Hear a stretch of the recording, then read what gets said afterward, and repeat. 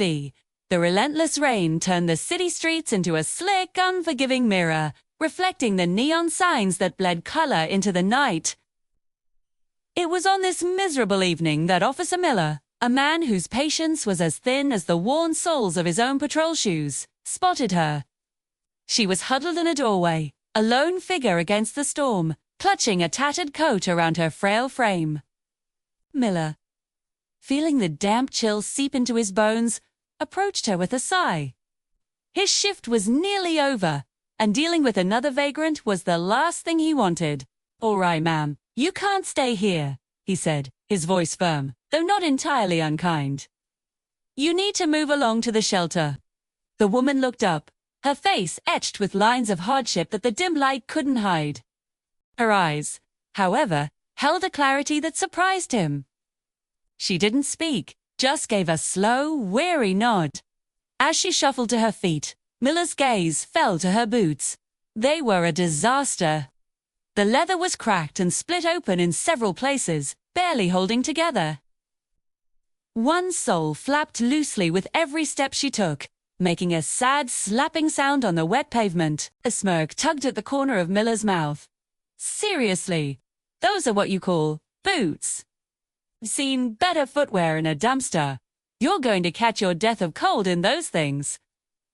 The words were out before he could stop them, a casual cruelty born from a long, frustrating night. He expected a retort, a plea, or even tears. Instead, the woman simply stopped and looked down at her feet, a flicker of something unreadable in her eyes. She bent down slowly, her joints creaking in protest. With a trembling hand, she brushed away the mud caked onto the side of one boot. The movement was deliberate, almost reverent. Miller watched, his curiosity piqued despite himself. What was she doing? As the grime fell away, a small, dark marking became visible, burned into the worn leather just above the heel. It was a shape he didn't immediately recognize, a bird of some kind, with its wings spread wide, clutching a trident. An eagle and a trident. Miller's breath caught in his throat. The smirk on his face vanished, replaced by a wave of cold realization. He'd seen that insignia before, not on the street, not in his daily life, but during his own mandatory military history briefings. It was the emblem of a highly elite, covert special operations unit. The best of the best. The kind of soldiers who were ghosts, whose missions were never spoken of, and whose sacrifices were never publicly acknowledged. They were legends, whispered about in barracks, figures of almost mythical status. He looked from the insignia back to the woman's face. The weary lines now looked less like hardship and more like the deep-edged map of a life lived on the edge. The clarity in her eyes wasn't just awareness. It was the quiet, steady gaze of someone who had seen things he could never imagine. The tattered coat, the broken boots. They weren't signs of a life wasted, but of a life given.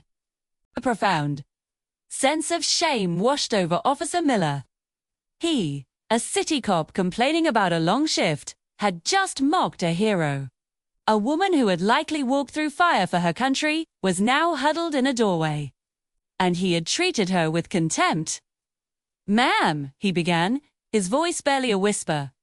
He didn't know what to say. Sorry felt laughably inadequate.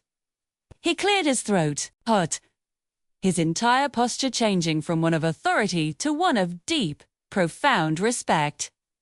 "Please, allow me." He gently took her arm, not to escort her away, but to guide her. He led her to his patrol car, the rain still pouring down around them. He opened the passenger door, something he never did for anyone he was taking off the streets.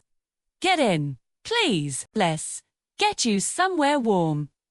And, let me buy you a new pair of boots."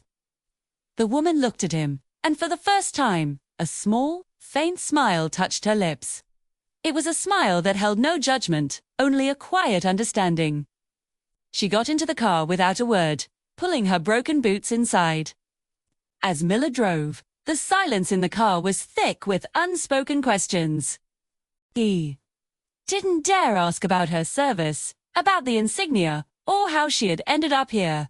He knew that some stories were not his to hear, and that some sacrifices are made in silence. He took her not to the city's shelter, but to a warm, all-night diner.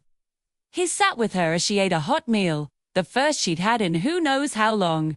Hugh then took her to a 24-hour department store and bought her the sturdiest, warmest pair of waterproof boots they had.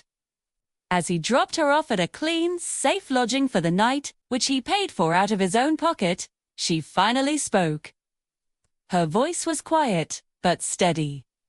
"Thank you, Officer." "No," Miller replied, shaking his head. He looked down at the insignia he now knew was on her old boots, which she still held. "Thank you."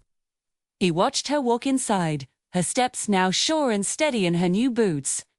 Driving away, the city lights seemed different, the rain less miserable. That night, Officer Miller learned a lesson that would stay with him for the rest of his life. You can never judge a person by their appearance, views, because sometimes the most broken-down boots have walked the toughest roads. And true heroes rarely wear a cape.